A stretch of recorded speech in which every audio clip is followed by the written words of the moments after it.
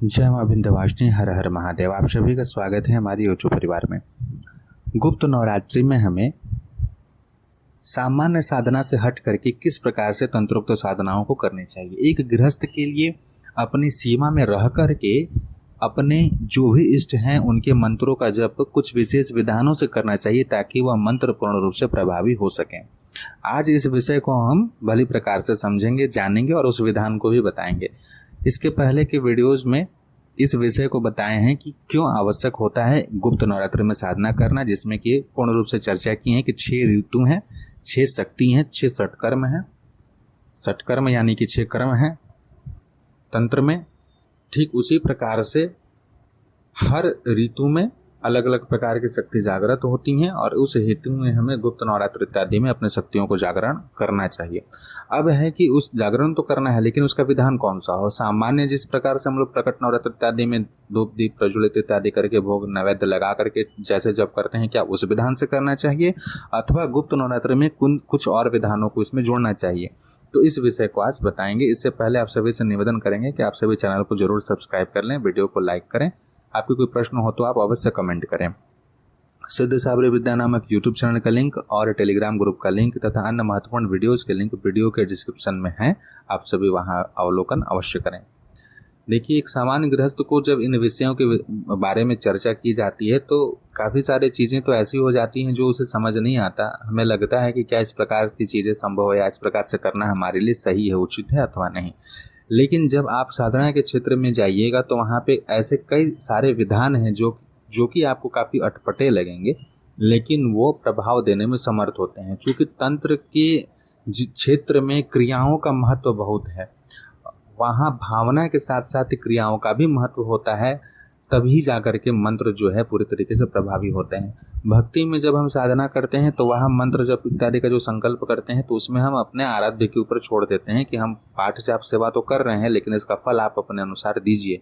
लेकिन तंत्र की क्रियाओं में जब हम किसी मंत्र का प्रयोग कर रहे होते हैं, जैसे मान लीजिए कि किसी के पेट में दर्द है और आप किसी मंत्र को सिद्ध किए हैं, तो उस समय आप अपने इष्ट से प्रार्थना तो करेंगे, लेकिन आपकी पूरी इच्छा ये रहेगी कि जैसे ही मंत्र पढ़ के फूंके पेट का दर्द दूर हो जाए। तो इसमें क्रियाओं का महत्व हो जाएगा, यानी कि आपकी क्रिया सिद्ध होनी चाहिए ताकि जब कभी भी आप प्रयोग करें उसका प्रभाव आपको प्राप्त हो और किसी प्रकार का दोष भी आपको ना लगा हो पहले आपके मंत्र इत्यादि की सिद्धि में। तो इसलिए गुप्त नवरात्र के समय में इन विधियों को करके, जिन विधियों की चर्चा भी करेंगे, इन विधियों को करके अपने मंत्रों को काफ़ी प्रभावी बनाना चाहिए। उनकी ऊर्जाओं में इतनी प्रबलता हो जाए कि जब कभी भी आप प्रयोग करने की सोचे भी तो उसका पूर्ण प्रभाव आपको मिले। हालांकि जब आप प्रयोग इत्यादि करेंगे किसी अन्य व्यक्ति के ऊपर में तो आप कर्म बंधन में बंध जाएंगे। इसी कारणवश जो उच्च कोटि के साधक होते हैं, जिनको इन विषयों का ज्ञान होता है, वो मंत्रों को जागृत तो करते हैं, प्रबल भी बनाते हैं, लेकिन प्रयोग करने से डरते हैं या प्रयोग करने से कम कोशिश करते हैं कि प्रयोग करें, क्योंकि कर्म बंधन में बंधना नहीं चाहते हैं। वो बोलते हैं कि ठीक है, सब कुछ अपने जगह में, लेकिन भोगों को भोग लेना है, जो भगवती अभी प्रारब्ध दी हैं उसे ही काटा जाए और उनकी नित्य शरणागति को प्राप्त किया जाए। तो अब इस विषय में सर्वप्रथम हमें यह करना चाहिए एक साधक को कि कभी भी गुप्त नवरात्र में आप पहले के प्रकट नवरात्र में अगर किसी मंत्र का जागरण किए हैं, जैसे मान लेते हैं कि आप भगवती महाकाली के किसी मंत्र का 1.25 लाख जप प्रकट नवरात्र में, आश्विन या चैत्र के नवरात्र में जप किए हैं, तो उसी मंत्र को अब हम अत्यंत प्रभावी बनाने के लिए गुप्त नवरात्र में किस विधि से क्या करेंगे उसे जानिए। सर्वप्रथम यह जानना चाहिए कि जब भी भगवती महाकाली का पूजन होता है तो अष्टदल कमल बनता है। वह अष्टदल कमल से ही 8 दिशाओं का निरूपण होता है, जहां अष्ट भैरव उपस्थित होते हैं 8 द्वार पे। भोपुर में भी 8 कोण बनते हैं, मतलब 4 द्वार बीच में और 4 कोण होते हैं, जहां पर अलग अलग योगिनियां दोनों द्वार पे खड़ी होती हैं और गणपति खड़े होते हैं, जिनका कि मंडल में पूजन होता है। तो यह तो बृहद रूप से पूजन हो गया, लेकिन इसी चीज को लेकर के जब हम गृहस्थ लोग जो हैं वो जब तंत्र क्षेत्र में जाते हैं तो गुप्त नवरात्र में इन्हें इन्हीं अष्ट दिशाओं से संबंधित देवताओं का पूजन करते हुए इन्हीं 8 दिशाओं में मुख करके अपने इष्ट मंत्र का जप करना चाहिए। किस विधान से? अब हम उदाहरण के लिए भगवती काली के ही मंत्र को ले लेना है कि मान लेते हैं किसी साधक ने या साधिका ने काली जी के मंत्र का जप किया है 1.25 लाख, तो अब उसे आसन वस्त्र माला इत्यादि जो है उसी प्रकार से, अगर लाल पहने थे तो लाल ही सारी चीजों को रखेंगे, माला वही रहेगा। सामान्य पूजन जो आप नित्य कर्म के करते हैं, धूप दीप आरती इत्यादि कर लेंगे। यह पूजन कभी भी रात्रि काल में करना है, नहाने इत्यादि के पश्चात रात्रि काल में दीप प्रज्वलित करेंगे। पहले दिन 8 दिन की साधना 8 दिशा की रहेगी, 9वें दिन जो है आपको हवन करना है। अगर 10वीं तिथि या किसी भी तिथि का क्षय हो रहा है तो आप 8 दिन ही साधना को करेंगे और 9वें दिन जो है हवन कर सकते हैं, अंतिम दिन भी हवन चाहे तो कर सकते हैं। इसमें आपको व्रत, उपवास, कलश स्थापन या पूर्ण रूप से पूजन करने की आवश्यकता नहीं होती है। सिर्फ सामान्य इतना ध्यान रखना है कि रात के समय में आपको जप करना है। दिन के समय में जप यह करेंगे तो पूर्ण रूप से उतना प्रभावी नहीं होगा जितना कि सामान्यतः तंत्र क्षेत्र में होना चाहिए, क्योंकि तांत्रिक तो सिद्धियां जो होती हैं वो रात्रि काल में अत्यधिक प्रभावी होती हैं।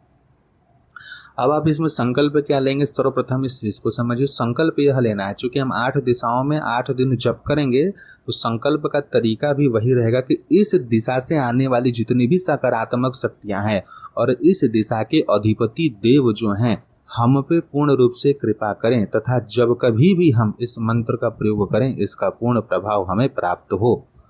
यह आपको संकल्प करना है। जैसे पूर्व दिशा में बैठे तो वहां के अधिष्ठात्र देव भगवान इंद्र हैं और उनकी शक्ति इंद्राणी है, तो आप उन दोनों को का मानसिक रूप से पंचोपचार पूजन करके तत्पश्चात आप जो है अपने जप को आरंभ करेंगे। अगर आप रोज जो है, जैसे मान लेते हैं कि आप 108 माला जप करना चाहते हैं तो उसी दिशा में दीप प्रज्वलित करके उधर मुख करके आप 108 माला जप करेंगे तथा वह जप भगवती महाकाली को समर्पित कर देंगे, इंद्र के भगवान इंद्र का और इंद्राणी का स्मरण इत्यादि करते हुए।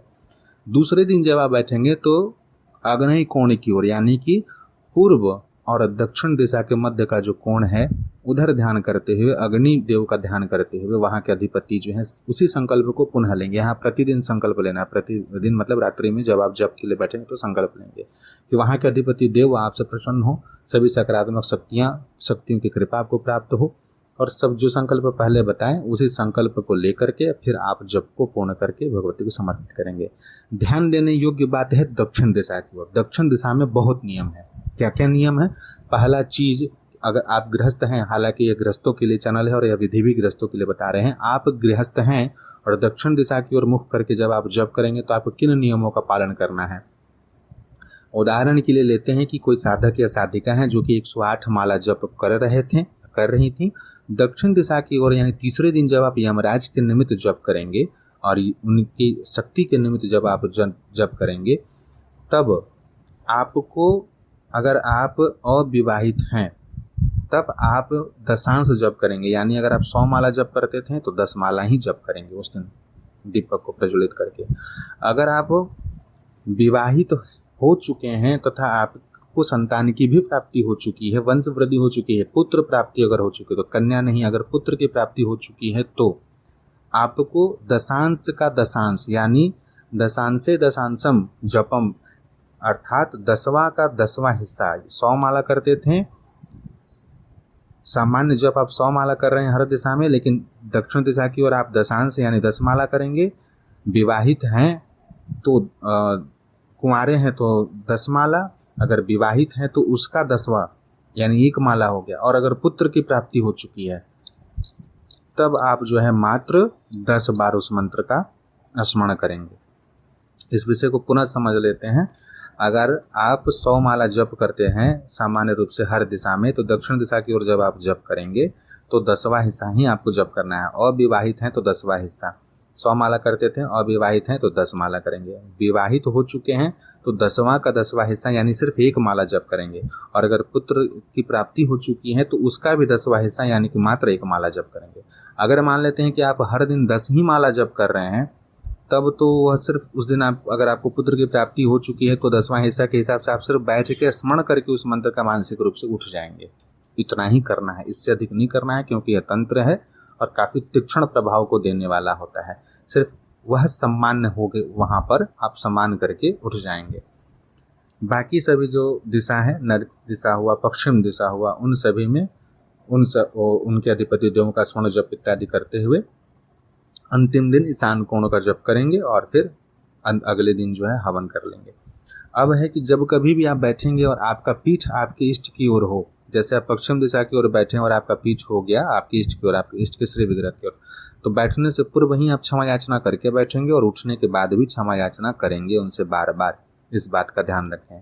तथा जब आप पश्चिम दिशा की ओर मंत्र का जप पूर्ण कर लेंगे तो पुनः समर्पण करने के बाद पुनः बैठ करके इष्ट की ओर देखते हुए फिर से एक बार जप करेंगे। ये सिर्फ आपको एक ही दिन करना होगा, जिस दिन आपका पीठ पूर्ण रूप से उनकी ओर होगा।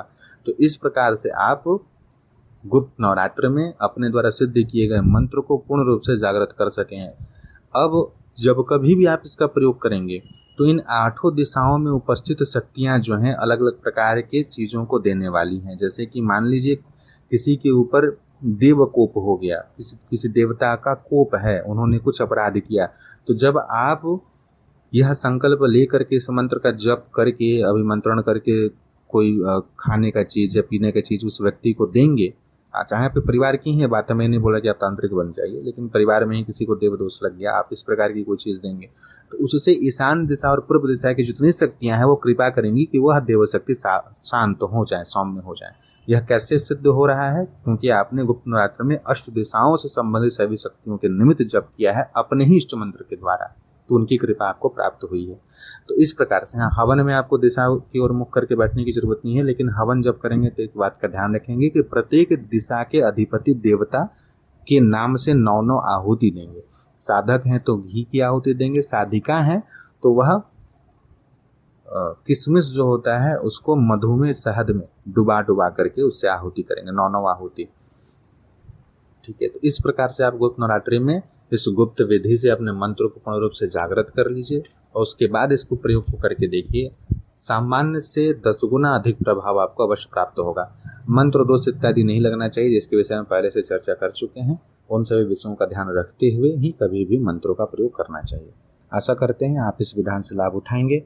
जय मां विंध्यवासिनी, हर हर महादेव।